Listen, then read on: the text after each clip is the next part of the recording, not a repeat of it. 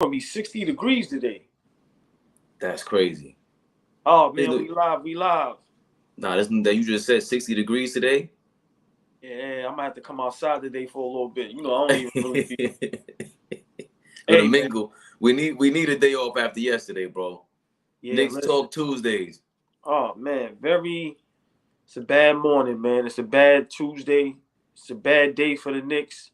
Bad day for Knicks fans. I'm so disgusted. Oh my God. Historic night ruined by a loss. It's big time. Historic moment ruined by a loss.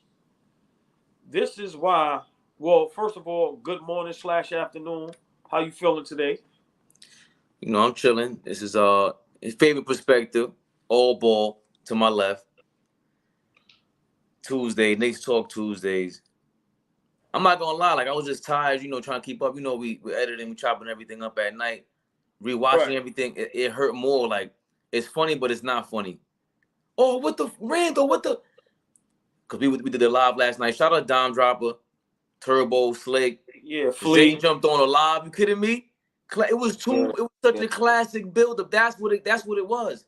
Yeah. We flipped everything to a Knicks live, and then all of a Knicks live reaction. Zay jumps on. Slick jumps on. Yo, it was tough to get on here. It was building up for that classic Knicks moment to celebrate, and then just listen. Let's talk Knicks. Strictly Knicks on Tuesdays. Nothing else. So this is why I see why when we argue with people and how we are so excited for a great season, nights like last night will help you understand why a lot of people don't believe in the Knicks. This is why Tom Thibodeau has to go as a head coach. That was terrible coaching last night. Randle should have started the fourth quarter. When somebody is hot like that, I don't agree with they need rest. When you hot, rest is not an option. You kept Josh Hart in there too long. You kept Barrett. I don't even think Barrett played the fourth quarter. I was just looking up the stats. I don't even think Mitchell Robinson played the fourth quarter. So you can't lose that game with a historic performance like that. No Ant-Man, no Karl Anthony Towns. You cannot lose that game. This is why Tom Thibodeau needs to be fired.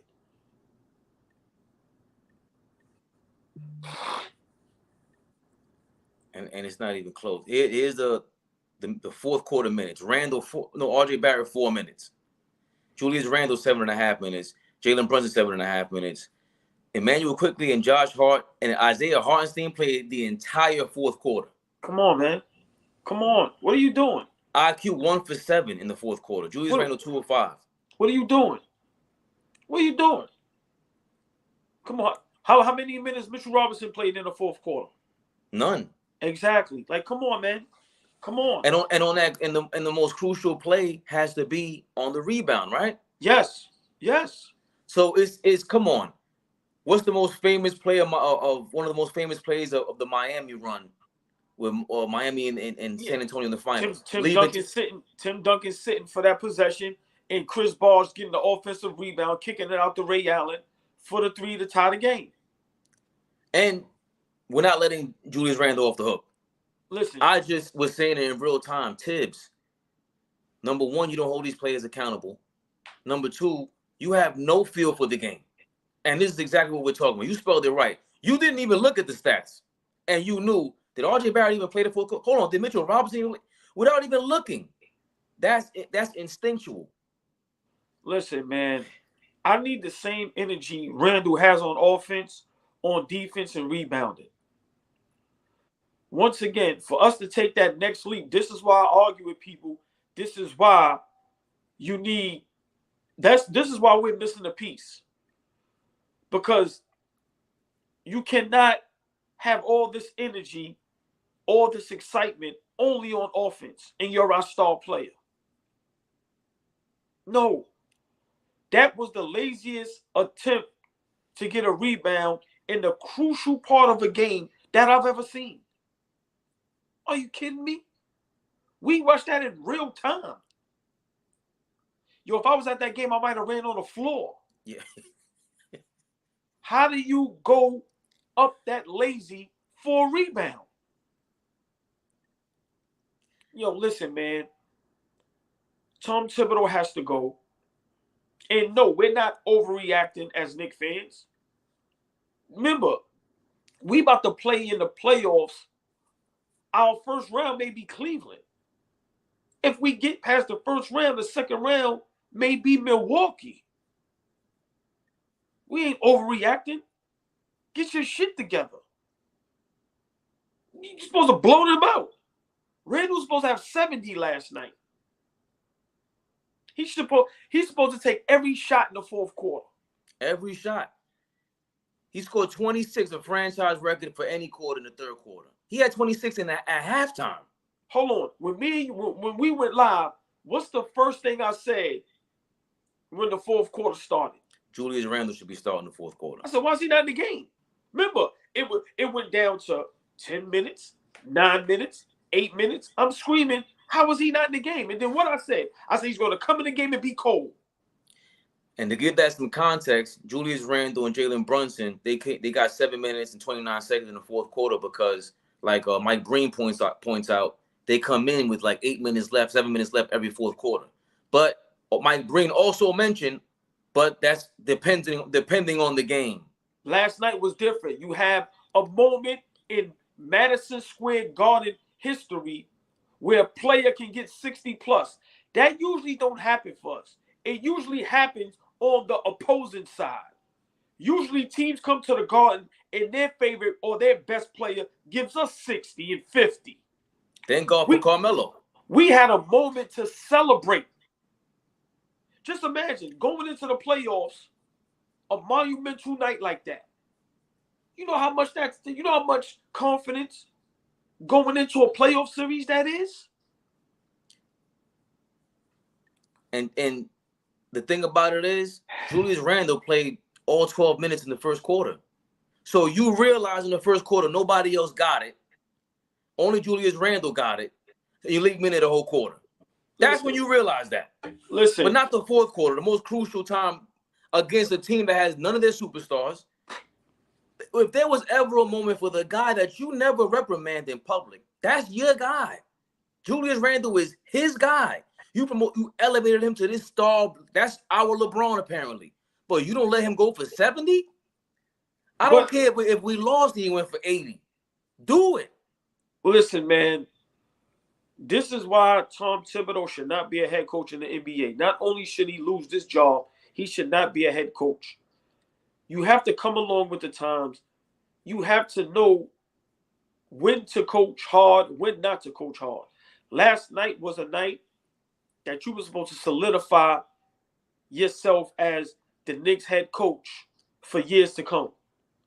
I never liked him as a head coach. I don't care about the winning streak. I don't care. He did not get us to this point this season. It's the play of Brunson.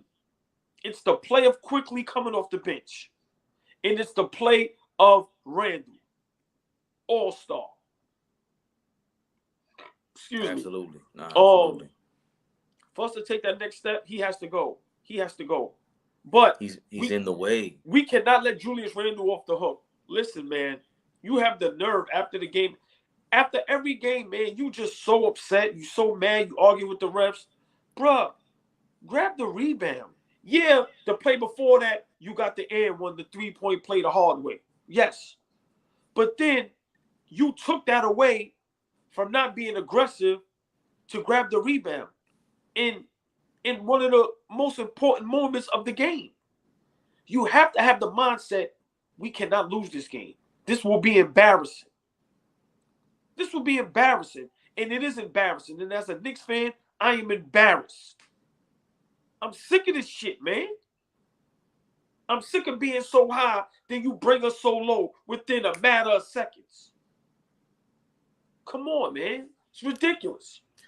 And the guy always compared, you're going to always hear me compare them. It's LeBron, early LeBron, Russell Westbrook, Chris Webber went through this a lot. There's a low emotional IQ. There's a low IQ with these guys. They always do something random. It's like, bro, we get it. You are a super athlete. There's barely anyone on planet Earth that could do what you do. But we see it time and time again. What you getting all angsty for? You mad at the wrong person. What we talk about with John Morant? Yo, Julius, you gotta look in the mirror. You slapping the table for? You should have smacked somebody to get the rebound. No, you should have slapped yourself. What are you talking about? Take accountability, man. Take responsibility. If you the best player on this team, if you the leader of this team, if you the superstar of this team, be a real leader. They can't be a real leader. The rest of the team can't see that. They can't see you. That's folding. See, people don't understand. They think that when you yelling, and we know that you learn that at a certain point in your life. That guy that starts you doing all that yelling, hey, okay, you ain't that tough. That's not toughness. Yo, it's too many hiccups in Knicks history, man. It's too many. It has to stop. It has to stop. How many seasons, how many years are we going to go where we don't beat the teams we supposed to beat? This game remind me of Charlotte. Like, these games, what are you doing? What are you doing? Tibbs lost about probably 15 games this season where we was up 15 plus, or we was up in the fourth quarter with less than 3-4 minutes left. And we weren't missing anybody. We weren't missing anybody. And let me say this. I'm a big fan of Brunson. But I'm going to give a shout out to somebody, Ed Henry, on IG Live. He said something the other day, and it played out yesterday. Sometimes Brunson can look a little discombobulated, man. Y'all getting in them lanes, y'all head faking, y'all head pumping, turnovers. Listen, this is not the time to do this. As a Knicks fan, I'm a little nervous. I'm a little nervous going into the playoffs. Yes, I'm panicking from that game last night because that can carry over to the playoffs. We're not playing Atlanta, Indiana, Chicago in the first round. Even if we was playing Brooklyn, that's still a solid series. We play in Cleveland. And this is what we brought. And this is what we brought Brunson in for. The whole time we relied on Brunson to be this guy. So for me, Randle getting out of hand, getting out of pocket. The reason why you feel this way is because this has been Randle's MO, and we thought we can balance it out with Brunson being a leader. You can see, yeah, Josh Hart maybe shouldn't have played that many minutes in the fourth, but he's been playing 30 plus minutes with the Knicks. RJ Barrett's minutes go up and down. He has a reason to be anxious like that because you don't know how many minutes you're going to play. But Julius Randle knows exactly how many minutes you're going to get. You know which teams you're going to play. You play every game. Jalen Brunson was looking at him like, keep tapping him, like, yo, chill out. Josh Hart looked at him like, oh, here we go again.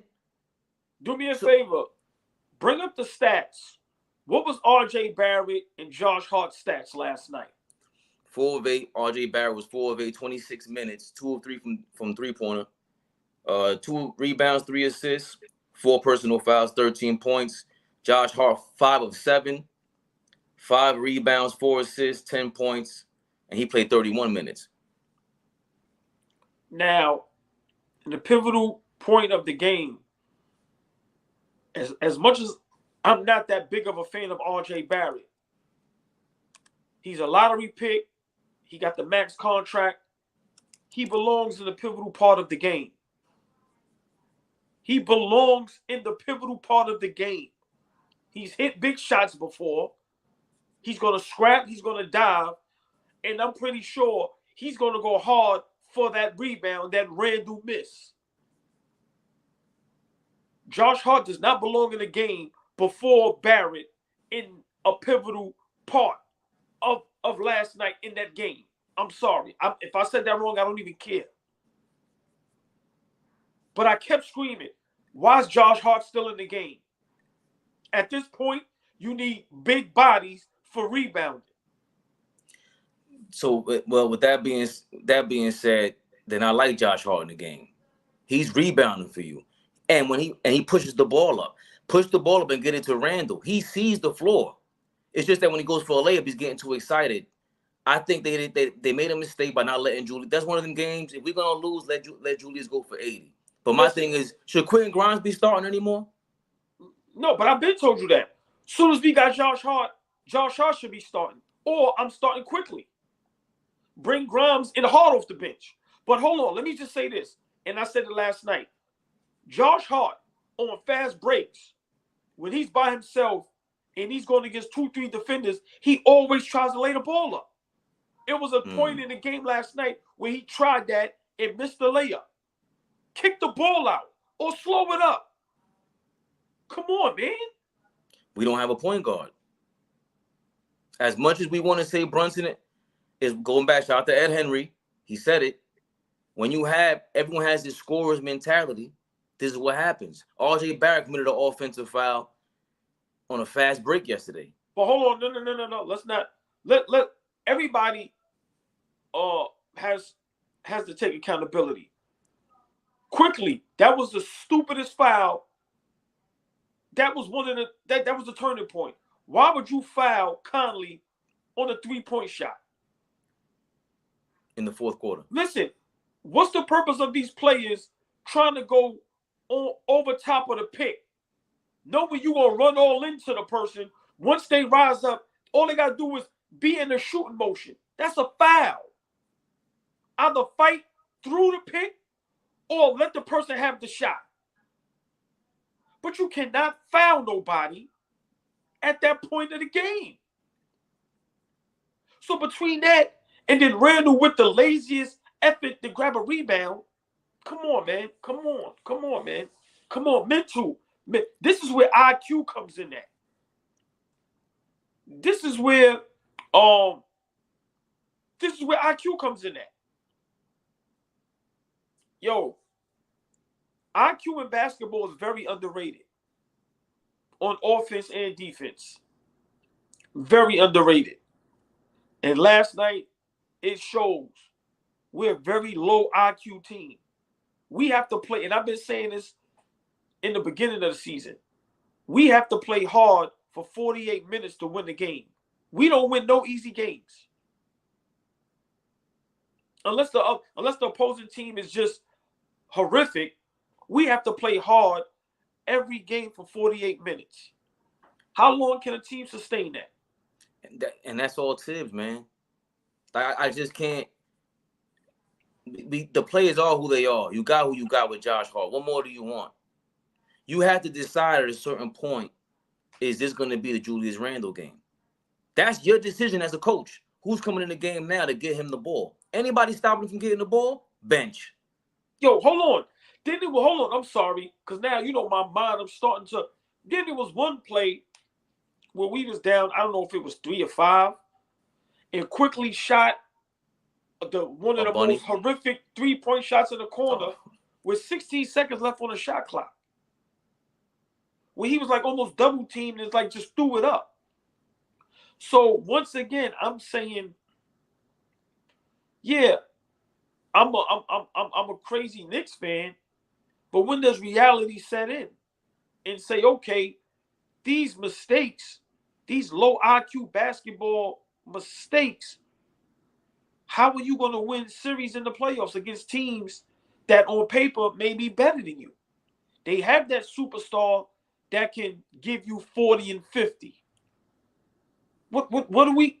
They have a better coach on the opposing bench.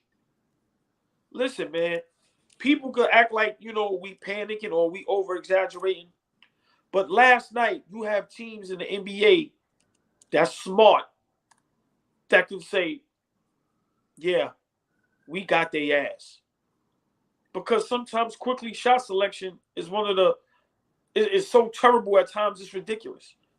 I've seen him come, as soon as he checked in the game, he's pulling from half. Literally.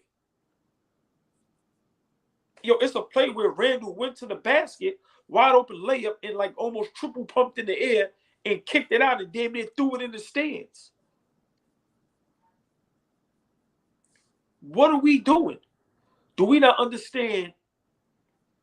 Just imagine how historic that night would have been. We in the 5th seed, our player got us 50 plus, almost Yo, come on, man. They just took everything away. They took everything away last night. Oh, I'm so disgusted, man. I'm looking up all the minutes. Josh Hart, excuse me, not Josh Hart. For the month of March, Quentin Grimes averages 24 minutes a game. So why do you start? We don't need you. We need Josh Hart's energy to start. RJ Barrett averages around 31 minutes a game. Josh Hart averages 31 minutes a game. That do not supposed to happen. Josh Hart should not be averaging the same amount of minutes as RJ Barrett. I'm sorry. It has nothing to do. I don't care whether you like RJ Barrett or not.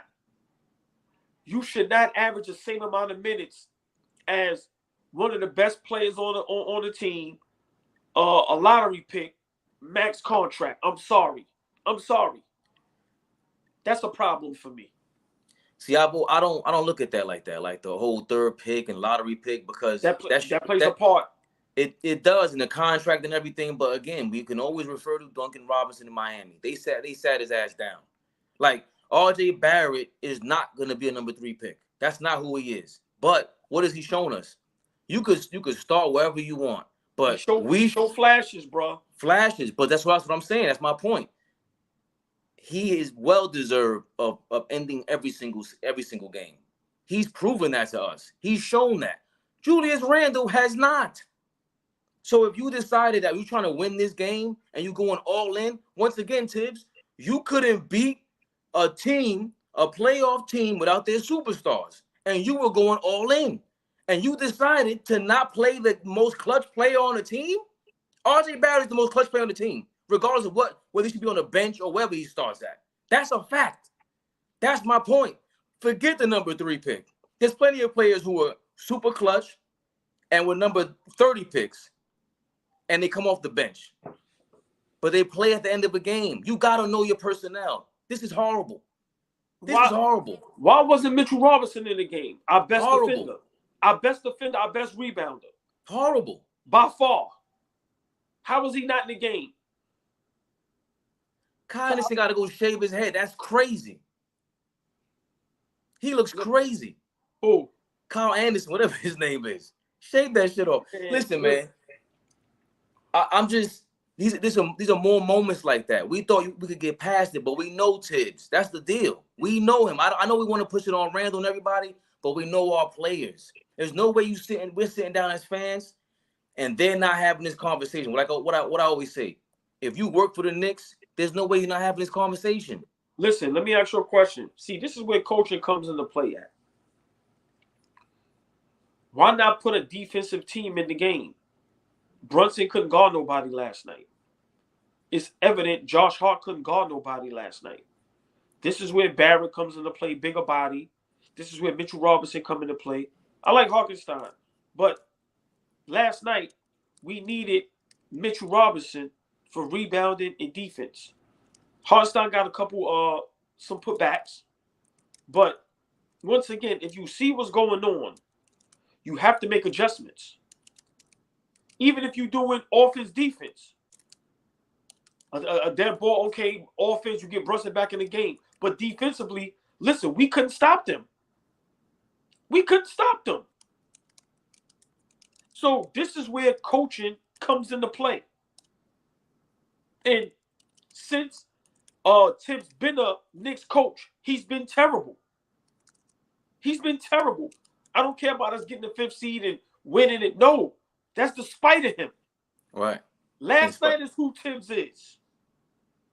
Last night is who Coach Tom Thibodeau is. Oh, I'm rewatching. It's the end of the game now.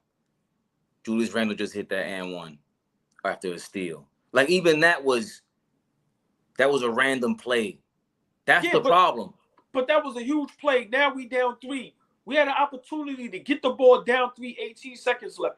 Even if you score 2, down 1 and got a foul, I'm saying you have to give yourself an opportunity to win the game at home. Remember, you push for overtime. We home. Who do they have that should have been able to stop us on offense? When Randle had one of the greatest nights in Knicks history. Ever. 26 in the first half, 26 in a quarter after that. Come on, man. Yo, he had 52 in 29 minutes. You're always going to hear me saying this, Allball. Like I always say, I overthink a lot of stuff. So what do? Yo, Fade, keep it simple. The most important part to being smart, in my opinion, to being intelligent, is decision making. You got to make a decision. I'm telling my kids that every day. That's why all these subjects make sense to me. Yo, you got to decide to do something, because at the end of the day, stop worrying about what would have happened if you chose the other side. You got to make a decision. Stand on it. That's how you become a leader. You have to take that risk and just go through it. But you got to decide, yo, what game is this? Yo, this starts with you. This has been since last year, Allball. When RJ Barrett wasn't showing up to practice or whatever, or Tom Tibbs was complaining about, and he put in the paper, yo, RJ, the year before, he used to be in here shooting the basketball every day. All day, every day. I couldn't get him out of the gym. Now he ain't doing that. You call him out in the paper, but you can't call out Julius Randle? Hold on, real quick. Just a little headline news. Grizzlies are hopeful Ja Morant will return tomorrow in the lineup.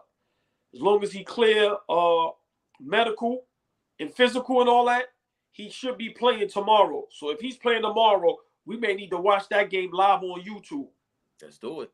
We may have, if he's playing tomorrow. So headline news, Grizzlies is hopeful Ja Morant will return to the lineup tomorrow. So that's just a little news here on AllBallTV with Allball and Fabian. Perspective, yes. Back to Knicks Talk Tuesdays. Yeah, I think it's going to be the same dog and pony show for me, man. Leon Rose and these guys, you got to make a decision in La Familia. Because, that's the mob right there with the Brunson family and the road. You got to make a decision. That's why you never allowed Tom Thibodeau to get that much power as he did in Minnesota, where he was the GM and the coach. Now, we could chop your head off here. You got to go. No disrespect. You taught them some defense. You put some dog in them. Cool. They learned some principles from you. But at the end of the day, it's all decision-making, man. I really believe, how the hell is Julius Randle going to ever learn great decision-making if your coach ain't a great decision-maker? Now, listen. A lot of people were saying now, it's tough because you don't want to do that to somebody, but now that his stocks is kind of high, people were saying it may be time to trade Julius Randle. We missing a piece now, whether it's trade or keep him, but we're missing that piece. Whether it's a big man that you can give the ball to on the block, that can stretch the floor, that can knock down a jump shot, or have a respectable three-point shot to where you got to go out there and guard them, because any team that we play, they can just pack the paint in. We don't have a real knockdown three-point shooter unless they hot. So think about it. We really don't have a marksman. We don't have a sniper. We really don't. And then with Mitchell Robinson or Hockenstein in the game, you could just sit in the paint. You ain't got to guard them out there. So, to trade for a player like that, remember, which we were saying, maybe a Karl Anthony Towns, maybe y'all take Randle and another player. It's just an idea. Remember, I wouldn't be, but I'm pretty sure, that's far-fetched. Or we need a shooting guard that's a superstar, a la Zach LaVine, a la Donovan Mitchell. I forgot to tell you yesterday, you heard your man Zach LaVine say he's the most underrated one-on-one defender in the league. I mean, hey, man, sometimes, who are we to say he's lying? I don't know. I just know ever since we said we was going to trade for him, but we didn't want to trade for him because we didn't want to put Grimes in that trade, he's been going off. Them games since that trade never happened, he's been going off for 40, 30 plus. So, I just feel, man, last night, things like that can't happen when you're a great team. When you're a good team, when you're going into the playoffs, these are games that you got to win. And this is the difference from a Boston, a Milwaukee, Philadelphia. That's the difference between us and them. If Embiid is having a game like that, they're winning. If Giannis is having a game like that, they're winning. If Jalen Brown and Tatum is having a game like that, they're winning. They're winning. Especially against a team that don't have both of their stars. Damn, son. You know what? Do you want to give any props at all to Julius Randle and just what it was that 57 points and how he got it and how he was carrying the team? No, I'm not giving you no props for last night. You're supposed to win. You playing against a team that don't have both their stars. No. You don't get props for having 50 and losing.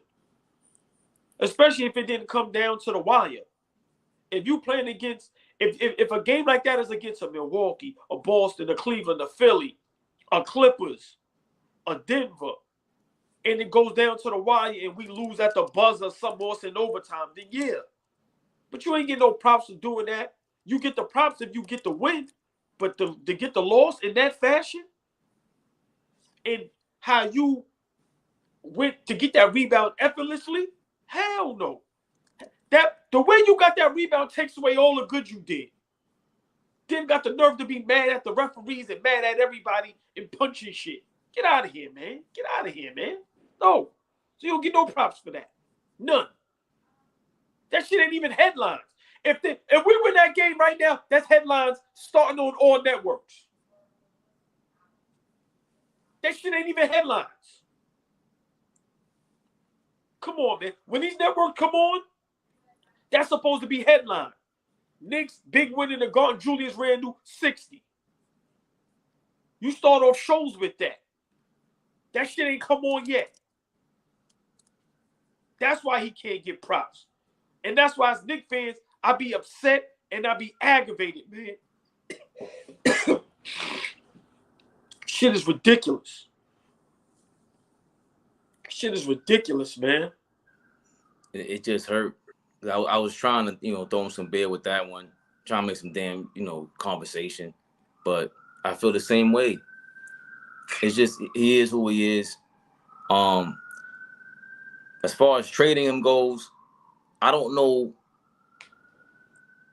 For Cat, I think I'd be more frustrated with Cat. Like, what do you want him to be? Karl Anthony Towns is.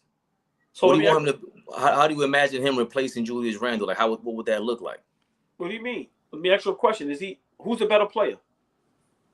I don't know. Come on, see you just to my opinion. I'm not. Cat is a way better player than Julius Randle. I'm sorry. I think he shoots the three better. He has a better post-up game, and he's bigger and stronger. I'm sorry. He's 7 feet. He's 7 feet. He's let me down plenty of times too watching him. Like everybody let you down in Minnesota. No, what do you expect a young man to be in Minnesota? I'm just no disrespect to Minnesota. I've never been there, but how long you think until Ant-Man is unhappy in Minnesota? So let me ask you this: what did that combination with Cat and Tibbs look like before when it was in Minnesota? Man, Tibbs got to go. Remember, I'm saying with this trade, Tibbs got to go. I don't listen. Let me get this. Let me get this correct. Y'all see, they got me stuttering. I'm so upset. And my brother Fabian to tell y'all, I never liked Coach Tibbs. So I don't care if he gets us to the championship. Coach Tibbs needs to go.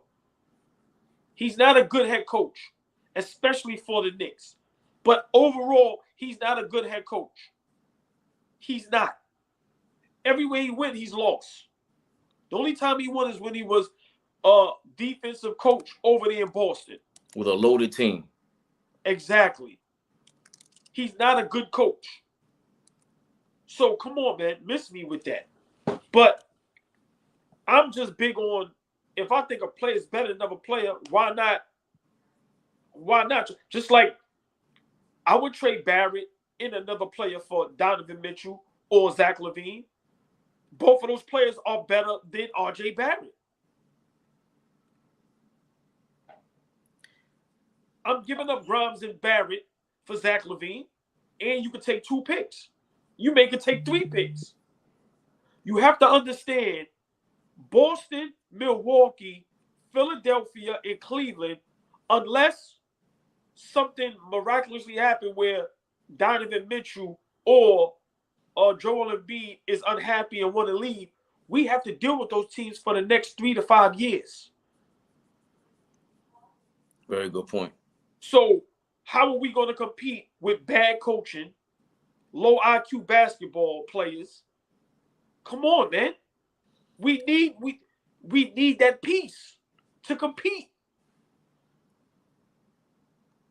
It's just my opinion. I can be wrong, but it's just my opinion. I don't think Cat puts us in that position. It's a start though. You have to start. I'm not saying right away that'll make us championship contenders, but right now, if we had Cat instead of Randle, we're better. Like right now, we have to play good for 48 minutes to be better than Cleveland. With that trade, my opinion, that makes us better than Cleveland. That makes us better than Cleveland with Cat instead of Julius Randle. Yes. I don't know what you got against Cat. I'm just looking at how the league is today. A lot of teams that have those big men that can stretch the floor. Listen. So I just looked this up, trying to look up his contract, but Karl Anthony Towns suffered a major setback. This was just out today at 9:45 a.m. Suffered a major setback in injury recovery in January. Karl Anthony hasn't played a game since late November, but is finally close to returning for game action. I feel good. There's a time I've been in the darkness in the tunnel. Towns suffered a grade 3 tear of his right calf, and the Wolves lost to the Wizards on the 28th. Right. Now, I understand that, injuries is part of the game, but the landscape of the NBA today, all teams have big men that can stretch. All right, prime example. You know why Memphis is so good without Ja Morant? Because they have a big man that can stretch the floor. JJ, Triple J? Yes. Look at all the teams that have big men that can stretch the floor. They're successful. Unless you got a super duper star, then it's different. But look at all the teams that have big men that can stretch the floor. They're successful. Now, what makes it interesting for Karl Anthony Towns is that his contract runs up the end of next season, 23-24. And that's the end of his super max contract. Oh no, do I got that mistaken? Hold on, my bad.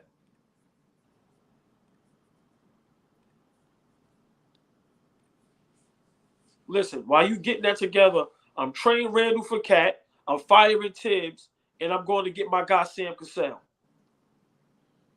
Okay. That should be the Knicks' next move.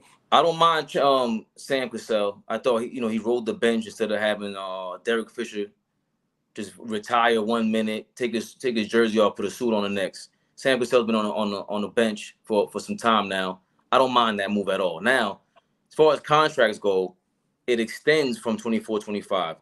Karl Anthony Towns. It's going to make $60 million in 27-28. Again, it's not about counting people's pockets, but how does it fit? I think that's double what Randle's making right now. So right, Minnesota, right. I think it's enticing because Minnesota will look at this as a salary dump. Right. And Randle has maybe 1 or 2 seasons left, if I'm not mistaken. You partner that up with Anthony Edwards, you get out of a major deal. They're winning anyway without Anthony Edwards. I mean, without Cat. Yes. So they have all they're missing is that cap space to go and get somebody else. So it does make sense for Minnesota. It is enticing, but for me, that's too much money for somebody that doesn't put us. That's not a top 10 player. Karl Anthony Towns is not a top 10 player, in my opinion. He might not be top 20. I disagree. See, he's definitely top 20. Once again, a healthy Karl Anthony Towns, let's be realistic. He's a 7-footer. So if we want to be honest, it's not too many good big men in the league today. He would be top 5 best big men in the league. You got Joker, Embiid. You have Anthony Davis. After that, you got what? Sabonis, Jared Allen. But he's bigger than Sabonis. Remember, Sabonis is not a center. He don't play big as Sabonis. That's my problem. No. Flea was good, Flea. No, understandable. But I'm saying that we talking big men, centers. He has to be top 5 because there's not many. I'm sorry. So to say he's not top 20 is a stretch because a healthy Karl Anthony Towns, I'm taking a 7-footer with that skill set over a Donovan Mitchell. I'm sorry. So that's what I'm saying. I'm taking Karl Anthony Towns over a Trae Young. He's 7 foot. So that's how I'm looking at it. So he's averaging, for his career, 23 points per game, 11 rebounds. He shoots 39% from 3, which is amazing. We don't have that at all on this team. We don't have that at all. And 52% from the field. I thought he shot less than that. I might stand corrected. What is he from the free throw line? 83%. Come on, man. Come on. Double, 39, 40 from the 3, 50 from the field, 80 from the free throw line. And he's in his prime, 27 years old. And if you put him on the block, you got to double team him. You can't guard him one-on-one. I'm sorry. So this is where the floor opens up. This is where Quickly, Brunson, Barrett, this is where these guys get open shots, good shots. That's what a big man does. That can stretch the floor. Remember, we have no big. Remember, Randle, he don't post up. He doesn't even command a double team. He'll post you up and then he'll step away from the basket and fade. Like, come on.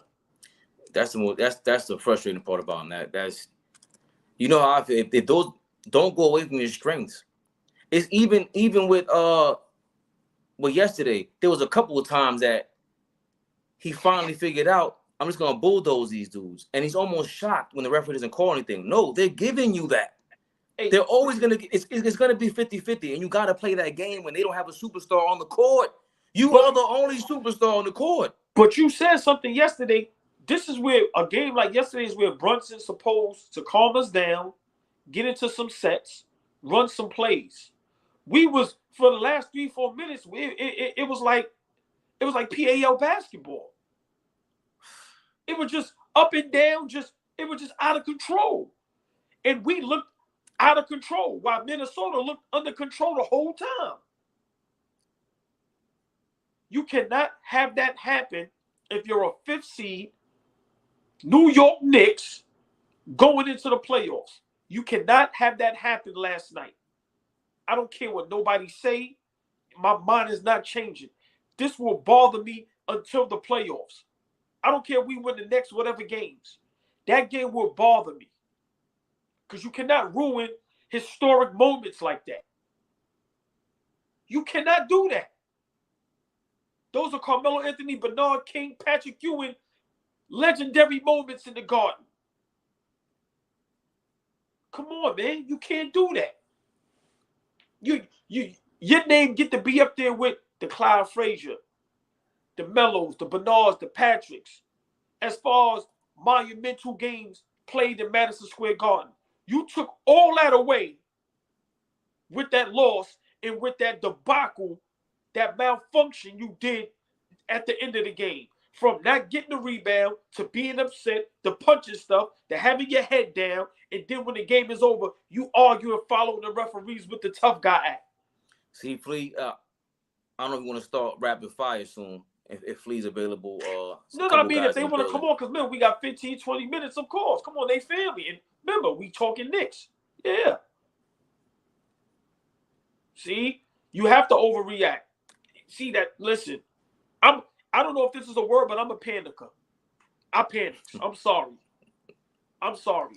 As a Knicks fan, it's very rare we have great moments. It's very rare. You got to take advantage of that. And whoever we play in the playoffs in the first round, you do not want to give them confidence against us. Last night, if I'm Cleveland, that's confidence for me. They can't even win with their best player having 57 and the other team don't even have their stars playing. You ain't got no grades. You don't panic, OG. Stop it. Yo, anybody got something to say? If you got time to talk, Knicks talk, jump right in. The link is right in the chat. Yeah, y'all can come up, man. Like I said, man. Allball, man. Fabian, man. Perspective. Listen, man. Nick Talk Tuesdays. I love it. I love it, man. Yeah. And like I said, on Nick Talk Tuesdays, it's just that last night was just a great game, a great moment that we had to talk about it. But on Nick Talk Tuesdays, we can talk anything Knicks. It can be games from 30 years ago, 20 years ago, your best Knick moment, your best Knick player, your worst Knick moment. We can talk about Spike Lee. We can talk about the fans, the Garden, the city, anything Knicks. We talk on Tuesdays. So, hey, you can chime in. You can give us advice, give us topics. Hey, we welcome it all. There go my brothers. Let's go. Yes. Yes, sir. Yo, Business suit. Yes. I'm out of That's work. right. I'm out of work early, so That's right. That's right. First of all, how y'all brothers feeling this morning? I'm feeling great. I'm feeling great, OJ. Good. Good to see you, Turbo. Yes, sir. Yes, You already know Queens all day, man. Fabian, Southside, my guy. What's going on, man? I'm Go loving back. it, man. So hold on, y'all. Hold on. Show them how to do it with the headphones 1 minute, casual 1 second, the next minute. You know what I mean? You know, That's I'm right. motherfucking versatile, baby. I move around. right. I throw some all ball shit on. You know, I'm versatile. That's right. That's right. Well, Queens, listen, baby. let's get straight to it. Flea. Am I panicking? Am I overreacting? First of all, every now and then you take off your hat and I see that you ain't got no grades. So you ain't really a panicker. You looking good, 45 and going up. You still looking good, OG. Cut it out. You looking good over there, baby. So you ain't a panicker. That's first. That's a fact. Secondly, we the Knicks, so we gotta like be concerned when shit happens. I get what you're saying. We're the Knicks. We can't sit on, 4 championships like the Golden State Warriors, and they a bad road team. So nobody is panicking right now. They the Right. Warriors. We Good not point. that. Great point. When stuff starts happening, we got to pay attention to it. But I dropped a comment and I wanted to just say this. We looked really good. I went back and watched the game, rewatched it last night. We looked really good for 3 quarters. That 4th quarter, there was spots, there was stretches where we were okay, but we didn't play a good 12 minutes of basketball, and that's why we pissed that game away. But I would say this, and I'll give it over to Turbo. Yes, that's a historic moment. 57 points in the Garden. You 3rd highest score behind Melo and Bernard King. That's big. But if he backs that up with us getting out the first round, Julius averaging 25 and 10 and 5 like he's been doing, and we get into the second round, I think he can salvage this moment. And not just being him. That was a team thing last night. But he could salvage that great moment by getting us up out of the first round. Everybody is asking, whose career was better in New York, Melo or Julius? If Julius could put us on his back and get us out the first round, now we got to have a conversation now. Wow, hold on. Let me just real quick piggyback, just 30 seconds. That's a topic you just brought up that we need to discuss one day. If that happens, better Nick career, Julius Randle or Carmelo Anthony. And damn, now that you said that, if Randle get us past Cleveland, hey man, wow, that's something to think about. But go ahead, Flea. I'm sorry. I just want to. Nah. Wow. The best season we had with Melo, we won 54 games. We were a 2 seed. We kind of ended that Boston reign. That was the last series that Kevin Garnett, Rondo, all of those guys played together. We got them out of there, and then we flamed out against Indy. If we can get out of the first round and get through a grueling 7-game series against Boston, Milwaukee, Philly, that's a solid resume for Julius. That's a solid resume for him right now. So, yeah, just on the topic of the Knicks, man, we gave that game away last night. We really needed that game. We need to continue to pile up wins and, continue the momentum going into the postseason. No, I totally agree with Flea. If Randall can savage, and I said this, No, I'm just a straight up basketball fan and just seeing what I see. And I said this a couple of days ago. If y'all had a chance to win a first round, and watching what happened last night can make you nervous, because this is the Knicks and this is Tom Thibodeau's MO. Sometimes he don't know when to substitute in the right situation. And in the playoffs, you got to pay attention to details in the playoffs, because if you make one mistake, it's a wrap. But they still have a chance. But I'm saying, can they create enough? Can they score enough? That's the only thing that makes me nervous about the Knicks. Can they score enough when at the right place at the right time? Good point. That's the only thing that can concern me. Just watching as a basketball fan, because you got to pay attention to details in the playoffs. You know what I'm saying? That's a great point. That's a great point, Turbo. Fave, go ahead if you want to piggyback off what Flea and Turbo said. We really only played 2 good quarters last night, Flea. That first quarter was atrocious. And the only thing, It was bad. It looked like we were sleepwalking. I agree. Right. Julius Randle had a great quarter. The third quarter, again, he had 26 points, so he rolled us out. And Tom Thibodeau had a bad 3 quarters. That's the problem. He's the X factor. There's no way around it. I've been saying it for 2 years now. I was blaming Leon Rose initially, and we still have to blame him if you can't say, yeah, Tibbs is not the guy, man. He's just not the guy. He has to look in the mirror. We always talk about accountability. I don't know if everyone here has kids, but if you have kids, you the head of the snake, you the head of the household. You got to look in that mirror. Yeah, they might mess up, but you got to keep trying to do something. Are you doing everything possible? Do you have all the pieces around you possible? Are you holding everyone accountable? And it starts with holding yourself accountable. So, yes, Leon Rose got to do something in the offseason with Tom Thibodeau, because I don't see what you're saying. That is how we keep getting reeled in and getting messed over, Flea. But if we beat the Cavs in the first round and he beats Carmelo, nah, man. This is practice for that first round, what I saw last night. This is repetitive now. Every time it's a stressful moment for Julius Randle, you get stressed out. You look stressed out. No disrespect. Get a haircut, shave your face off, bro. You look crazy. Like, why do you look like that? You should look like just put the suit on. Put a tie on. No disrespect. You got to come out there and mean business. We talked yesterday about the difference between Mike and LeBron.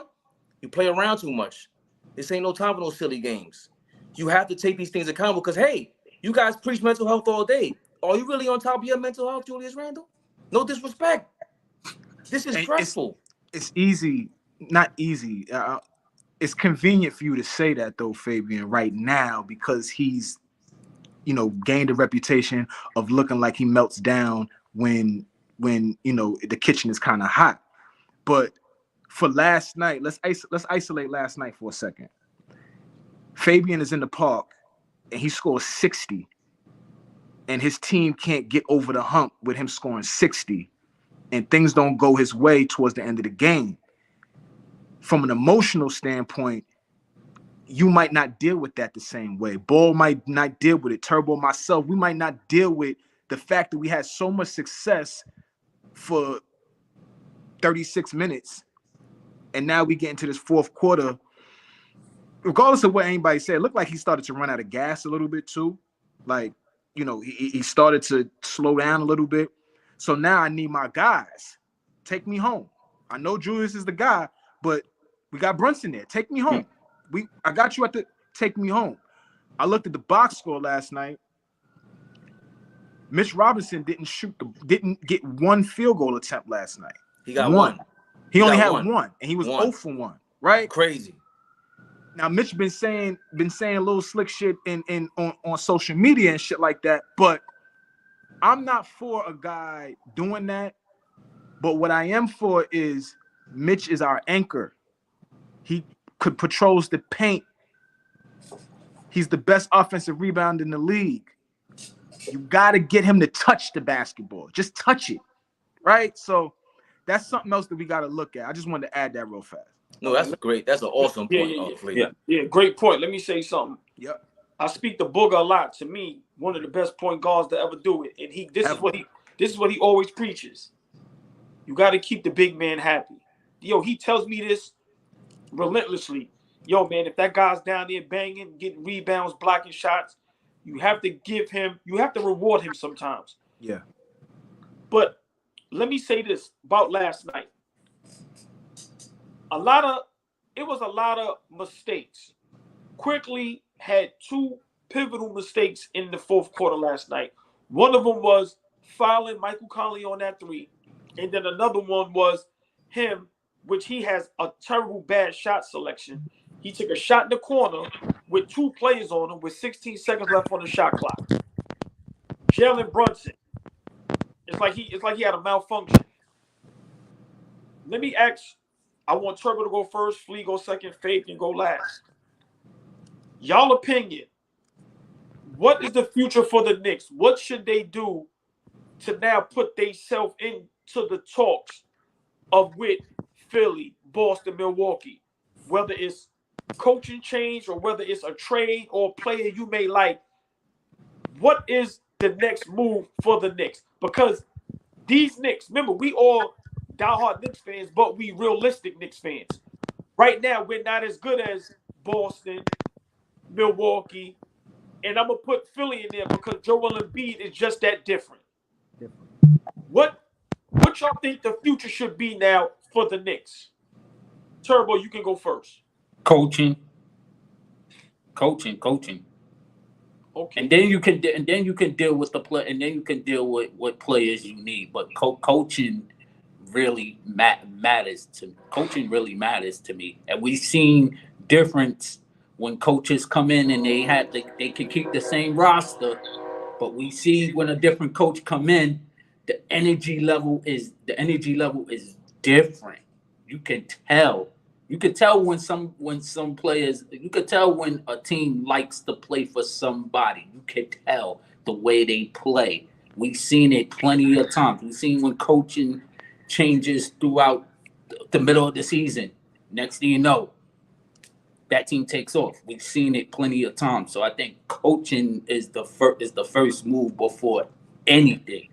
Hold on, Flea. My opinion. Give me Turbo. Give me just 10 seconds in mind. Give me a coach you have in mind.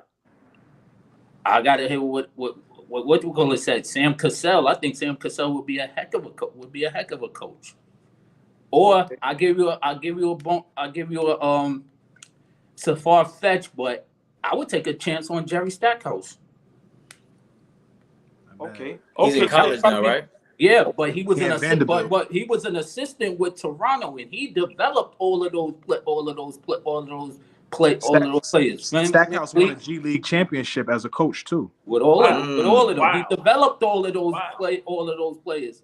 Van Bleek, all of them, they all came under his tutelage. Wow. Okay. Hey, man. Damn, Turbo. That was a nice take right there. Flea, your opinion, the Knicks, if you was the GM, what moves would you make to put them over the top, like I said, so they could be in that 1, 2, 3 slot with Milwaukee, Boston, Philly? So first I want to say, pardon that bullshit train. I know y'all hear the train in the background. All good. Pardon that train. Y'all know I'm down here in the country and shit. All good. But my first thought, right? I said something to you in private, Allball, about Paul George, right? We talked about that in private. Yes. And I had to sleep on that, and I woke up. I ain't feel good about that no more. So forget all that, right? Okay. But first thing to address what Turbo was saying, if coaching is the first thing we need to address, I agree with the Sam Cassell look. It's just me. Udoka deserves another shot at coaching. But now, hold on, stay there. But we don't know what's going on with that. We don't know if he's suspended. We don't know. Remember, it's something on with that. But something's going on with that. But I would love him to be at the head of my snake. You know what I'm saying? If we gonna move on from Tibbs. So Sam, in terms of somebody who needs an opportunity, I think Sam would be good. But for a guy who has been in the trenches before and is still relatively young, I like Udoka. In terms of players, two guys come to mind that I think we could make a move for and not go in the cabinet and make it bare, right? So first guy comes to mind, and this is not my first choice, but first guy comes to mind is Bradley Beal. Brad Beal's the first guy that comes to mind. Putting a guy like that next to Jalen Brunson, both of those guys could play make. We see that Bradley Beal is a playmaker naturally. He's just a natural playmaker. Not a point guard, but he can play make and he could fill it up. A guy that can average 30 points a game in his sleep, right? So that's the first guy. But the number one guy that I would like us to go after is Jalen Brown. That is the guy that I would love for us to go after. There's too much noise over there. They're reporting too much about shit that happened before as opposed to what they look like right now. And it's making me feel like at some point Jalen Brown is not going to feel appreciated for what he does to that team. We know Jason Tatum is, talent-wise, is just on another level at this point, right? At one point, it was like, well, Jalen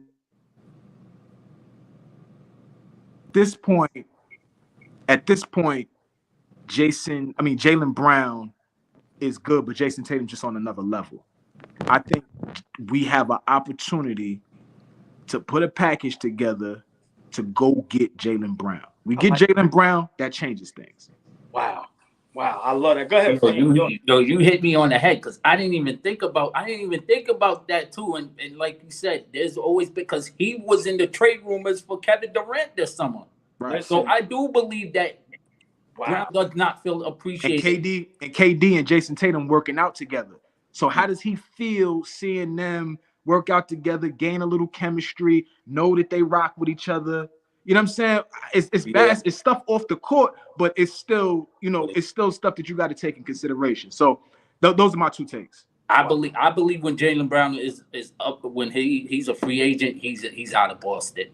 I believe so. I think he's definitely going to leave Boston. And Bradley Beal. Oh, what a great segue, Turbo.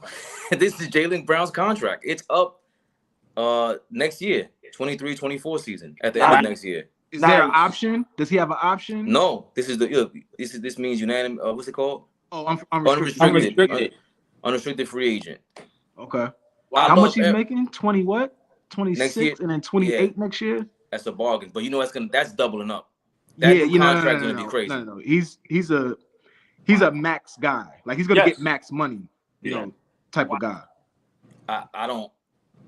Everything you said is on every sneaky management level. This is amazing. What you just said, bro. Yes. Because Ime Udoka, remember, Jalen Brown is also the NBA union rep now, isn't he? Yes. He's vice president. Vice president. I'm sorry. Right, vice president? Yeah. Vice. CJ McCollum is the president. Yes. You're right. But he's the only guy that stood up for Kyrie Irving. Yeah. He's one of the only guys who kind of subliminally stood up for Ime Udoka. Yeah. So the fact that we go, hey, do you really want to be the sidekick over there in Beantown? Or would you want your guy back over here on the sideline with you? And we could rock out at the Garden, the real Garden, not the Boston Garden, the real one. Yeah. I love everything you just said. You just made my day, Flea. Yeah.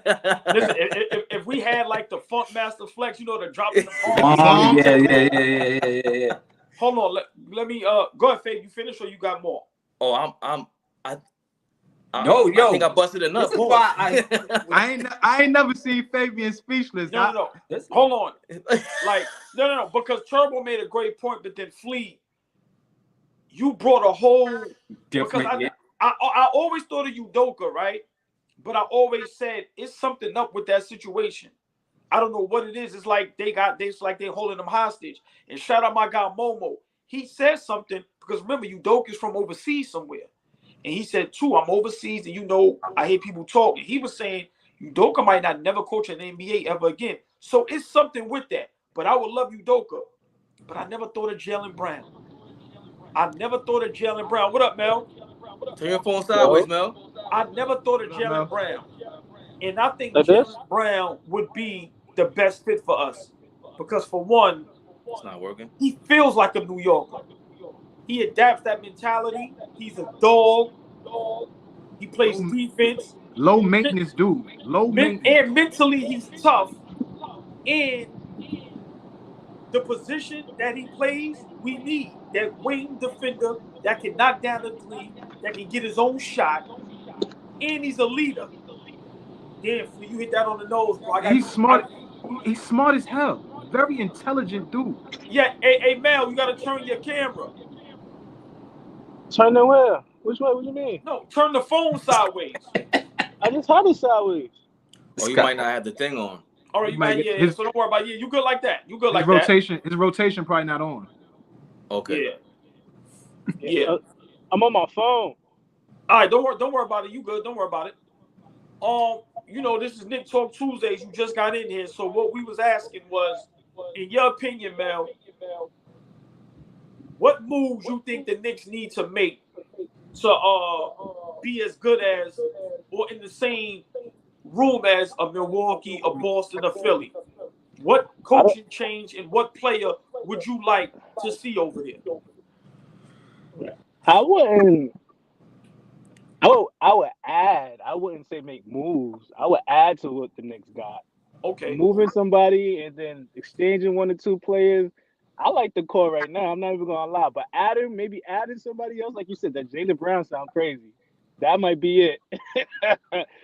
Yeah, but I like everything about the Knicks. And he's an unrestricted free agent next year. And he don't give you no problems. He's not a problem guy. What about coaching, Mel? What do you think about the coaching?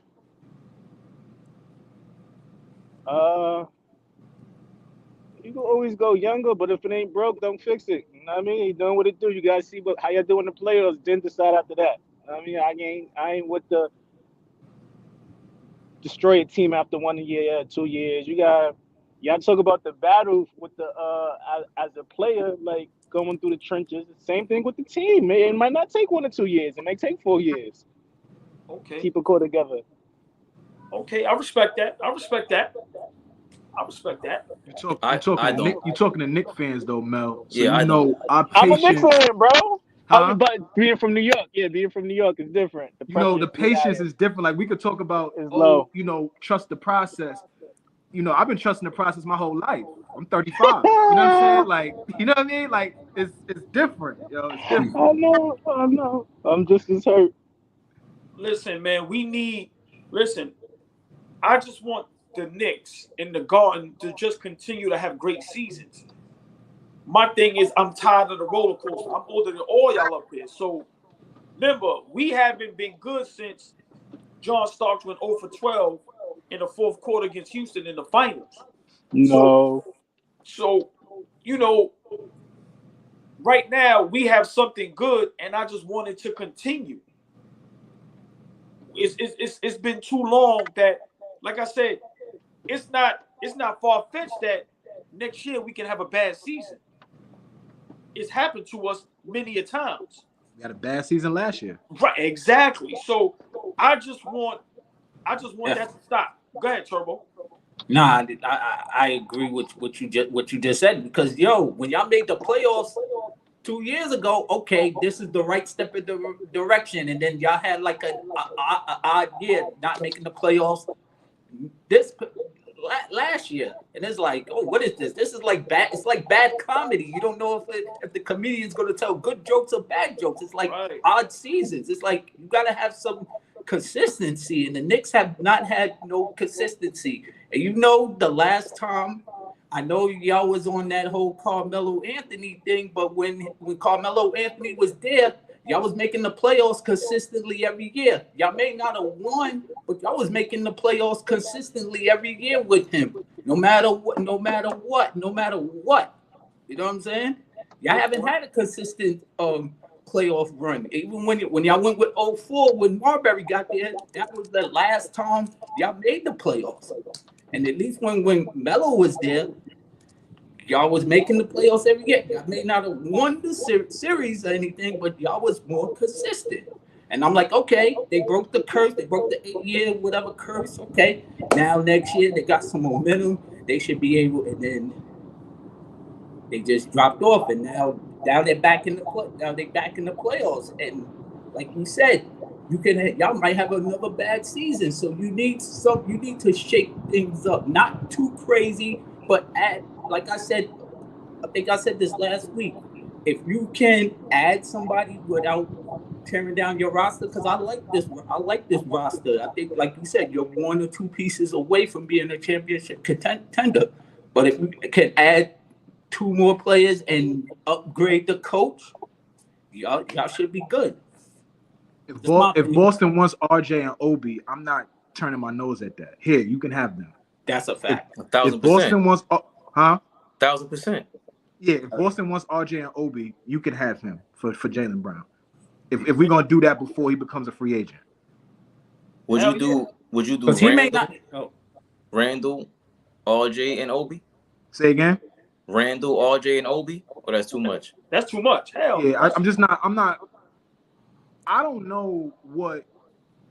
I know what Brown looks like next to Tatum. Looks great next to Tatum. I don't know what Brown looks like. Take us home, JB. I don't know what that looks like. I don't know if he's that. Now, him next to Jalen Brunson and Randle, I like that. Jalen Brunson and Jalen Brown, and we figuring it out from there. I don't like that. I ain't gonna lie to you. I'm giving up Randle for him too. I ain't going front. I got no faith in Randle. He don't do the little things. Yeah, he get buckets, but he just don't push the needle for me, bro. You can get Randle out. He ain't that important to me, man. He get buckets. You a playoff team with Jalen Brunson and Jalen Brown in the East? In the East, for sure. And RJ Barrett. Hold on. For sure. I like that core right there. Hell yeah. Hold on. I agree with Mel. If I could, I would straight up trade Randle for Jalen Brown. I would do that. Maybe like a pick or something, a draft pick or some cash. You can have 2 picks. Good. Listen, right, you can have something like that. You can have 2-3 picks. We got 8 of them. If we know Jalen Brown is going to re-sign and we can give him whatever money he wants for the next 4 or 5 years, this is the thing about Randle. And we're closer out of the playoffs than we are in the playoffs with that lineup, in my opinion. We're a playing team with that team. I disagree. I disagree. At best. So you don't hold on. So you don't think if you slide Jalen Brown in Randle's spot, we're a playing team? With the way our roster is constructed, yeah, we're a playing team. I disagree. I think Jalen Brown, the things that Randle can do, Jalen Brown can do, but even better, and he's gonna play defense. I agree. Like I said, I mentioned Jalen Brown, so I would love to have him. I would love, like Turbo said, like Mel said, I would love to just add him. Right, yes, of course. You know what I'm saying? I wouldn't, and I did start this by saying if we got to bounce RJ for him, I'm okay with that. We was going to bounce Donovan for RJ, and we had to be okay with that. So I would be okay with that. But hey, boss man, what's up, boss man? He's saying that as a Knicks fan, Yo, bro. I love this, man. This is beautiful, man. I'm at work and I forget work right now. This is what's happening right now. Boss man. Life stories. I love this, man. Well, listen, hold on. While we got him in here, y'all know the drill. We get somebody new in here. Remember, we give them the floor for a few minutes. We're going to ask you the questions that we always talk about. On Tuesdays, it's strictly Knicks talk. And it can be whatever Knicks talk that we want to talk about. But today, of course, that historic game yesterday, we talking about that. But here's the question, boss man. Right now, what move would you like to see the Knicks make to put us over the hump as far as like maybe along with Milwaukee, Philly? Like Flea made a great he said maybe add a Jalen Brown whose contract is up next year where he'll be an unrestricted free agent. What would you like to see the Knicks do? I would like them to get Jalen Brown, yes. And I know somebody said something about Randolph. Randolph's a good player, man. And we have to look at it. He was wilder last year, bringing the ball up court, doing a lot of crazy things, taking a lot of crazy shots. Having Brunson there this year calmed him down a little bit because you're not bringing this ball up the court. I'm doing this. This is my job, the point guard job to do. And he's been doing that. I would trade the shooting guard. Jesus Christ. RJ. But in RJ, yes. I like him, but I would trade him. because Randolph does a little bit more. He gets rebounds. That's a big thing in the NBA. Not a lot of guys are rebounding like that. He get the offensive rebounds and he get defensive rebounds. So that's a big plus for him. And he can score the ball. He can score. You have to guard him. No question about it at all times. So, yes, I would do that move. That's one. I mean, it's probably a couple other moves you have to make along the way, because if you're trying to get that superb player, whoever it may be, you have to give up a whole lot. Are you willing to give up Randolph? Because they're gonna want Randolph. They're gonna want the shooting guard. I keep forgetting his name, JR. They're gonna want him. What are you gonna have there behind it? Who's gonna be the scorer then? Yeah, well, I mean, I wouldn't. I'm not giving up both of them for nobody unless it's a Kevin Durant or a Joel Embiid or something. But yeah, I mean, I would do Flea said, I would do an RJ Barrett or Obi Toppin, and I would even throw in another young player. Let's say a Grimes, because we have Josh Hart, and quickly. I would do a Barrett, Obi, Grimes, and let's just say 2 picks for Brown if he's going to re-sign and stay with us for that 4 years. I would do that just to get him for next year, not have to wait a whole nother year. I would do something like that, but I wouldn't trade Randle and Barry. We need, as much as Randle may get on our nerves, at this point right now, unless we get somebody that's way better, like a Karl Anthony Towns, which I like more than Randle, I think we need Randle with a Jalen Brown and a Brunson for us to compete. So I would definitely try to keep Randle. I like that. I definitely like it. It's going to be hard, man. The Knicks don't attract a whole lot of players. A lot of people don't want to come to New York. And it's all for the media. And then it's all for the taxes. People don't want to pay that. You're making millions and millions of dollars. You want to save much money as you possibly can save. Good point. That's a big point right there. That's a big thing right there. So, again, it's going to be tough, man. But it's just tough for the Knicks to give up all these guys, man, because I like Hart. But again, these guys are not starters, man. These guys are bench players. Yo, Boston, I've been hearing Gary Payton in the 90s when he was a free agent say the same exact thing you just said. I don't want to forget this question with the media. Don't you think now with social media, that doesn't even the odds out? Like, no matter where you are, you could be scrutinized the same way you are in New York. But think about it. Last year, Randolph had a lot of problems with the media and the fans, and his game went down a little bit because of that. Because he allowed that to get into his head.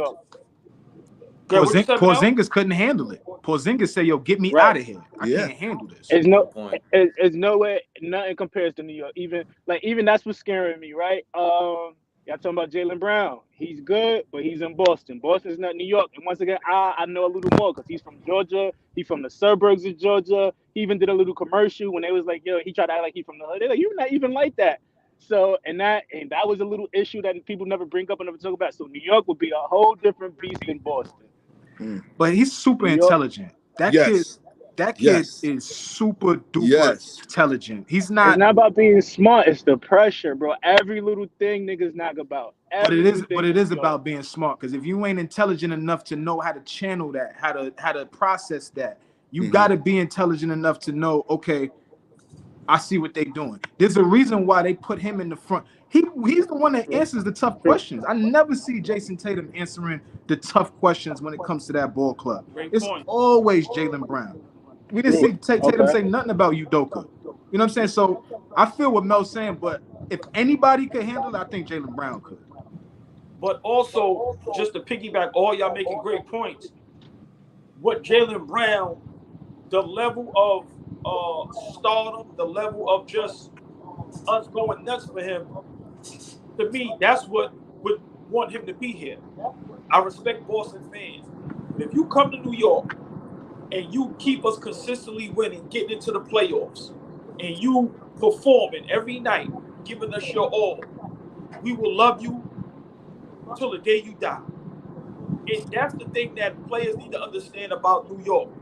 Yeah, it's tough, but if you give us your all, Come on, man. We love Randle right now. What Bossman said last year had a terrible year with the press, with the media, with the fans. But look now, All-Star, and what we do for him, we root. So I think Jalen Brown will come here. He will be an upgrade, and I think he would have an opportunity to be one of the greatest Knicks to ever play. So to say that, Delta. huh? My bad. Sorry. Oh yeah. So I disagree with that notion, Mel, that you said as far as not him being smart doesn't play a part. No. I think a smart player, a good player, will understand the circumstances, and that's what'll make them who they are.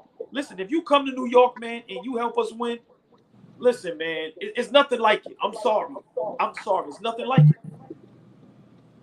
it. Yeah. Do you think that's part of the reason why not as big players come to New York as well? Well, I think Bossman made a great point. He could say It's the tax. Yeah, it's the tax situation. 50 Cent left New York to move to Houston. He said, listen, man, you telling me I make $100 million, y'all taking 45-50% of that? Yeah. I love y'all. I'm not coming back. I love Queens. I love y'all. I'm not coming back. Come on, man. No, hold on, y'all. But no. All right, Mel, I'm not coming back, bro. Hold on, Flea. Wait, stay there. All right. This is very important because we New Yorkers, you from New York, but you've been out there now. Explain why you not coming back. Just a little bit. How long you been going, Flea? Huh? How long you been going? I moved here 2014. So I almost been here now 10 years. Like I left in 2012. One of the best decisions ever. I will say this, OG. Being where I'm at currently, like where I'm at in my life, married, kids, all that kind of stuff, right? For the position that I'm in, yes, this is conducive. Like this works, because being back in New York, wife, kids, trying to maintain that. I'm not saying nothing against y'all being there. I just know that it's tough. Absolutely. Right? You got it's a grind. It's a grind every day. Out here, I'm not saying it's not a grind, but the field that I'm in, I'm seeing more of my money. I get the ability for my daughter to go outside in the backyard, run around, and not have to worry about too much, right? My son can walk to school. There's danger everywhere, but my son can walk to school and it's all good, right? 8 months out of the year, I'm in shorts and a beater. Like Christmas, I'm barbecuing. Thanksgiving, I'm barbecuing. Like that type of shit. You know what I mean, boss man? No, like, yes. No, yes. but Flea, I want Bossman to respond. I'm glad you explained that because that's an aspect of when we talk about players not wanting to come here, that plays a part. And Bossman brought up something we never brought up. That's why I love when all of us is up here because we all have different perspectives. 27 years in Queens. So Bossman, go ahead if you want to respond to what Flea just said. Yeah, Flea, what you said is right, man. We all grew up in New York City. And when we grew up there, we can take that pressure, going outside, walking to school, having fights and all that. We don't feel that way for our kids now. They're not built that way. They're not built that way. And it takes nothing from them being scared. We're scared for them. We're scared for them to walk down the street to go to school. My son, somebody got shot on 133rd Street in Amsterdam. My son had to be 14. And when I'm going to work, I see a bunch of cops outside, and they said somebody just got shot in the head. Now, I didn't want to tell my wife and my kids when I got home. But when I got home, my son said, Dad, we got to move. I said, why? He said, I just saw this on the internet. Somebody got shot around the corner. He said, that's the store I go to. So what he's telling me, we got to get out of here. We got to leave. So what I did was I was trying to find a house upstate, so I did not find it yet. So I had to put him in my cousin's house to go to school up there. He was going to St. Raymond's. I said, you can go to St. Raymond's, but if you go there, I'm going to take you out of that school and go to another school. But when he went to stay with another family, now, man, we all men. No man want another man and family take care of their own child. But I had to sacrifice for the better for him. Yes. It hurt my heart. I'm telling you, man, it hurt my heart to this day. Like, you know, as a parent, you feel like you ain't protect me the way you supposed to have protected me. So, but I feel good that I did something right along the way. But at the same time, I feel like, shucks, man, I didn't do what I was supposed to do as a father, man. So where you at, man? Philly, I love it, man. Stay there, man. Do what you have to do, man, because you are teaching us, take a chance. Yeah. Take a chance. That's all you need to do. Take a chance. We all smart, black, young men. And one of the things I tell people, yes, I've been working at this job for 30 years. It's a good job. There's no question about it. But did I stop myself from progressing, being an entrepreneur? Sometimes these jobs, we're so comfortable where we at, and we are afraid to get out of that box. Great point, man. That leap of faith you talking about. I'm an only child. I don't got no brothers, no sisters. My mother's only child, father's only child. So I'm out here. You know what I'm saying? I'm from scratch. Like, didn't come here with the new job, the new that, the new this, the new that. Like, my daughter was born here. Like, I created a life here. Wow. Once I got here. You know what I'm saying? Like, watching my kids grow, was able to purchase my first house here. Like, there's a lot of things that I did here that I'm not saying can't happen back in the 5 boroughs. I just know it would have been a little more challenging to do it there as opposed to here. So, you know, I just wanted to add that real fast. But listen, everybody's making great points, and this is a talk that nobody has when it comes to sports in some of these cities. And all of y'all from Bossman, Turbo, Mel, Flea, Fabian, everybody's making great points.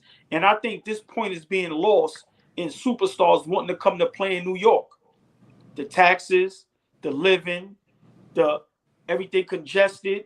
Like you said, you live in some of these other cities, you can have your kids play in the backyard. It's very difficult to do that if you live in downtown and midtown in your high-rising condo. Right. So, but all of y'all are making great points, man. But Bossman brought up something that a lot of us never thought about, or we didn't bring it up. The taxes, man. Guys signed for $250 million, and they got to give up 125, 130 of that. That's cutting right in half. Cut it right in. Cut it right in and half. then you got to think about it. Your agent has to get 3% of that. Your lawyer, your lawyer get money of that. Your entourage, you have to put your entourage. So all that plays a part of that money. So it becomes 250. But when you look at it, it's only 50 million, which is probably still a lot of money. No one is not knocking that. But if I'm in Dallas, my 250 becomes 175. Big difference. And it's not, it's a big difference when you talk about money along the way. And some of the guys can do it, like LeBron can live anywhere because everybody's giving him money. He's a it's all right with them. Yes. They're giving him money. They're giving KD money. It's all right. They can live anywhere they want to. But the other guys have to really manage that money the right way. Wow. Or the money will manage you. You brought up a great point, OG. I wanted to jump in real fast. They had the story of Lorenzen Wright and his murder. Y'all remember Lorenzen Wright, right? Yes. So they Dateline, I'm a big Dateline guy. So Dateline chronicled his story, right? Now I'm not trying to get into the whole logistics of the story, but what they said was that throughout his NBA career, he made $55 million. But he was so generous, and everybody in the city of Memphis loved him, and this and that. But while I'm sitting there listening, I'm like, and y'all correct me if I'm wrong, but I was like, damn, $55 million don't sound like a lot of money to just be given away to everybody. Like, it could catch up to you pretty quickly if you're not managing it right. When I heard that number, I was like, damn, that's not enough to just be like, I don't care, and I'm just gonna be spending and doing this, because taxes cut half of that, and now you divvying it out to whoever you got to divvy it out to. So I just thought about that. I was like, when I heard the 50 million to us sounds like a lot, right? That's a lot of money. It's still a lot of money. But when you, like you said, your agent, when you got taxes, when you got a bunch of people on your payroll, that number looks way different than it does, on the contract. Yeah. So I mean, yes, Les, like I said, you know, just to bring it all back, you know, with the Knicks thing, you know, for us to keep these superstars, for us to get these superstars, we have to build a winning culture, because it's going to be tough for a guy to want to come here, sign for 200, half of that's gone. Then the other half is probably, like you said, lawyer, business people, family, this and that. And then if you losing, and if the media, and then you stress, listen, man, these players is looking at all of that and going, is it worth it? So yes, man, all of y'all are making great points, and I think that part of the conversation when it comes to sports is being lost, and that's why I'm only going to speak for New York, because this is where I'm from. I think that's why it's very difficult for us to get the super duper stars, because, like I said, they're thinking about their money, and they're also thinking about, you're going to take half my money and you're going to curse me out in the process if I don't win. Why should I come over there? So yeah, great points. Great points.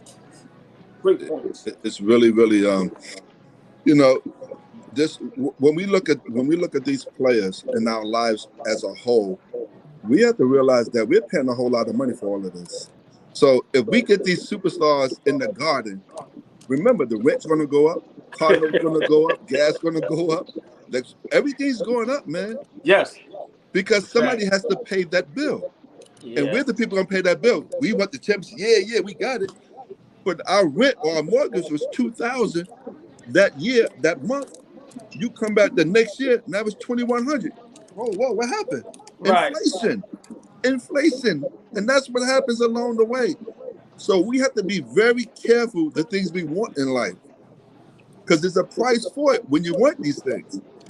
Please said it. It was a price you wanted when you moved to Dallas. That's what you wanted. You sacrificed everything that you wanted to do to have your family, to have your kids go to school, walk to school and all that. A girl, I don't have no daughters, so me having all boys is different the way you're going to raise your kids. Totally different. You got a shotgun on the bed. You know what I'm saying? You just have these things in mind that no man better not never disrespect my daughter. Because you and Allball got our daughters, I believe, and I don't know about everyone else, but when your daughters are going out, you let them know, listen here, when they take you out, let me know. Because this is how they're supposed to take you out. Take you to this restaurant, make sure to open the door for you, sit down, talk to you. I need to meet who you're going out with. Yeah, my baby is 8, boss man. I ain't even there yet. So I'm just like, I'm there. I ain't even there yet. I'm right there. My daughter's 15. I've been taking her out, talking to her. You know, you gotta watch your temper a lot. You gotta watch everything, because they're watching everything. But she knows, like, this whole generation is crazy. I don't want to get super political, but she knows now, like, oh, you ain't Archie Bunker. You just a normal dude. I'm like, yeah, I'm not trying to judge anything. You don't forget that we were 15. Right. At a certain point, you're gonna think that we weren't, because you used to look at me as dad. And I think she realizes that. I think she could come to me about a lot of things. I can't say everything, but I don't mind having any kind of conversation. Like, as a dude, all that old school stuff is out the window when you got a girl, because you gotta. Who's the example? 100%. Especially when you're a minority. Who's the example? Yeah. Listen, I'm gonna say this. My daughter, 28, got a master's, graduate college. Grown. Congrats. Thing, right? Salute. I'm gonna say this note to everybody. The daughters is gonna mimic the father. They ain't gonna mimic the mother. Let me say that again. A lot of people think the daughters take after the moms. The daughter gonna take after the father. So as long as you do the right thing and be there for her, give her those talks, let her know right from wrong, and she's gonna mimic the pop. So if you respectful, if you cool, if you move her a certain way, if you give her those tools, she gonna be all right. And I'm she goes at it. She goes at it with my wife right now, because she's all like me. They go at it, boy. Hey, boy, watch it. Did I hit it on the nose? I couldn't wait for you to finish that thought, because I'm like, I'm in here and I'm like, yo, she's 8 years old and they go at it, boy.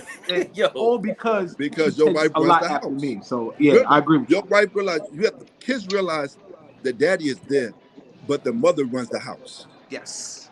No question about it. Who you are. You got 20 million, 2 billion. The woman runs the house. Yes. But I want to say one more thing to you guys. I want you guys really get this book. It's called "Tell Me About Your Life Story, Dad." Okay. I bought it for my kids, man, because kids hear things about all of us, every last one of us. But I gave my kids the story about me. Here's my story to you, and you can read it. And all you do is write down little things every day. What school you went to, how you learned how to play basketball, when did you buy your first pair of sneakers, who Where did can you I get kiss that, first? boss man?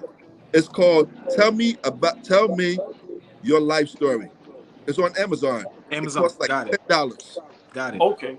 Got it. Got you. It's a filling book. It's really, really good, man. Got it. I'm a very emotional person when it comes to my kids because I lost one of my boys. But for me to sit there God bless. and have to tell my kids about my life, I said, if I write it down, maybe they'll understand it a little bit better. Right. And that's right. what I did, man. So this is your book, autobiography. Damn. Where Boss Man go? It's his book. Come on, man. He Listen, said it's a y'all. filling book. It's his book? It's your book, Boss Man? No, it's not my book. No. Oh, okay. No. But it resonates with you, and you It gave it to the resonates kids. as a father. Got you. So Definitely very gonna get powerful that. book, man. Yes. Well, Well, It's listen, another man. book. It's another book I'm gonna tell you guys to get if you did not read it. It's called The Four Agreements. Oh yes. Miguel, yes. Everybody, there you go. Oh, Yo. yeah. Oh yes. Yes. I don't This play. is not. We're I don't living this. play. This is Don't why I live. love this, man. This is why I love this so much, man. Yes. I don't play. Don't live Yes. somebody else's dream. When you at somebody else's job, you mad because you working at somebody else's job. Go create your own life. Then Yes. that book, yo, I suggest that's the #1 book on anybody's list right now is The Four Agreements. Because you playing yourself otherwise. We always talk about yes. Allball. We always talk about accountability. Read Yes. that book. Yes. Those are laws. Those are laws in there. It's a main Amazing. book. It's because one of the things they say, be impeccable With your with word. your words. Oh my God. Wow. It's Wow. such a plain book. Yo, Knicks Talk Tuesdays like this every week. Lock me in. lock me in. Hey, listen, man. Before we get out of here, right? Me and Fabian, this is what, like I said, That's right. what y'all doing for us, giving us the confidence, being patient with us. Y'all are part of this just as much as us. And what me and him is attempting to do, we are really trying to create a show Y'all every doing day it. Y'all doing for it. us. Y'all doing it. Y'all Yes. doing So it. once again, that's why we always tell y'all, you're welcome up anytime. And this is the talk that we can have every day. You know what I'm saying? I love it, man. I love all y'all guys. I love y'all opinions. And anybody that know me, Boss Man, yo, man, that guy, to my whole neighborhood, he's been like a father. These is facts. So he bless. comes on here and gives us the knowledge and the advice. Like I said, Flea, Turbo, Mel, from a younger perspective, yo, man, this is so dope. And I just want to tell y'all from the bottom of my heart, y'all don't understand how much I appreciate y'all because y'all the ones that help us wake up to want to do this. You understand we what I'm look saying? forward to it. We look forward Yeah. to y'all doing what y'all do, man. For real. So we really appreciate y'all, man. And I can't wait to see y'all again on live. Yo, Boss Man, Mel, Turbo, Fabian, OG, much love. I'm gonna run out of here. I appreciate y'all so much. Man, much love, We guys, got man. history, bro. You already Hey, know. Boss You Man, already know, hey, Turbo. Boss Man, thank you for always bringing that history, that wittiness, that smartness, and you kind of settle us and bring us all together, whether you believe it or not. So thank you, man. Real talk. I appreciate y'all, man, because this is therapy for all of us. Therapy for all of us. Mm-hmm. Every last one on this live are going through something. Every one of us. Of course. But having conversation like this, it makes the day go by easier. You forget about what you was going through. Because I was on the line with brothers who reinforced that energy in my body again. Yes. It's all it is energy. Yes. Positive energy. And this is positive energy, man. And we're learning from each other how to be better. That's all, how to be better. Yes. So I appreciate you guys, man. Have a strong day, brothers. And Yes, keep doing what sir. y'all doing, man. Yes. Likewise, all Boss right, Man. y'all. All Y'all right. have a great day, man. Yes, Appreciate everything. AllBallTV, y'all. Yes, sir. Yes, Turbo, sir. Mel. Appreciate y'all, man. Oh, Yo, yeah. Mel, yeah. my fault. I can keep unmuting you and muting you because I gotta get the noise. I'm trying to like balance My out the fault. noise. I'm in the airport on the way to New York right now. My bad, bro. Yo, hey, hold on. Where, how long you gonna be in New York? I don't know yet. I ain't only got a one-way for right now. I don't know. A few days though. All right, so hit us when you get to New York, man. I need my hat too, man. I have a hat for me. I'm gonna come cop my hat. Listen, all week is gonna be 50 and 60 degrees, bro. Hit us as soon as you get here. I got you. Not a problem. Bet. I'll land tonight. All right, yo, man. Have a sounds safe adventurous. flight, man. I appreciate it. Yeah. Hey, Turbo, man. Appreciate it. All day. You already know. Wait. He probably got a phone call. Oh. No, There you yeah, go. I just ended it. But yeah, Turbo. Yes. Like I said, me and Fabian, man, we speak for each other when we say, Of course. hey, man, we appreciate y'all brothers, man. Real talk. Of So course, thank y'all of all, course. man. You already know, man. I'm here anytime y'all need me. You already know, man. And like I Appreciate the said, love. I'm learning from y'all. Y'all making me better, man. And like I said, just me. I never met y'all in person, but I feel like I grew up with y'all throughout the past 4 months. I've been on the live, and we all connected to the same people. So I feel like I grew up. I feel like I know y'all all my life. So like I said, you know what I'm saying? We all connected we all know the same damn people. So it's a blessing, man. And hopefully, you know, we all can, you know, maybe all of us could get together one day. Just Don't worry about it. Yeah, listen. When the weather definitely. it continue, I'm gonna try to set something up where we all link up in the, like I said, maybe Allball family. We meet up at a BBQ or something where we can have a cheap. Not meaning we all chop it up. So I'm gonna set that up. But Fabian, take us home, man. Yo, it's Knicks Talk Tuesdays. That's Turbo. Allball. I'm Allball Fabian PerspecTV. Boss man, shout out to Boss man. Really the wise man, but we call him Boss man for the new age, new era. Yes, sir. Remix that. This was you talk about a tremendous second episode, Allball. Nah, this was legendary. I can't wait for Thursday because Wednesday we take off. That's hump day. But Thursday's the next live, 2 p.m. Tune in. Yeah. And we done with Knicks Talk Tuesdays, y'all. We're gonna have a lot to talk about because Ja Morant may play tomorrow night. If Ja play tomorrow night, Thursday, that's the whole show. Ja Morant coming back, baby. And we should go live, pending on the news. You already know how AllBallTV do. He's jumping on the IG and he's going, yo, live starting right now. So we'll be in studio and everything. Hold on, before we get out of here, I gotta salute because I just saw it last night since we breaking news here. Hold on, I wanna show some love to the UCLA, Miami, Connecticut, and Tennessee. Both men and women are in the Sweet 16. That's probably never happened for the first time. So I want to select UConn women, men, UCLA, Tennessee, Miami, and who else is in there? Yeah, UCLA. Yeah, both teams and women are in the Sweet 16 for maybe the first time in history. So I want to salute to. Yeah, so salute to them. Yes, that sounds like the ultimate Ocean's 11 parlay that somebody won at Las Vegas last night. Dog. Listen, Knicks Talk Tuesdays. Check y'all next Tuesday, but we'll check Thursday for the live, and tomorrow, Ja Morant coming back. Got a lot to say. You already know. Cop that cap. Yes,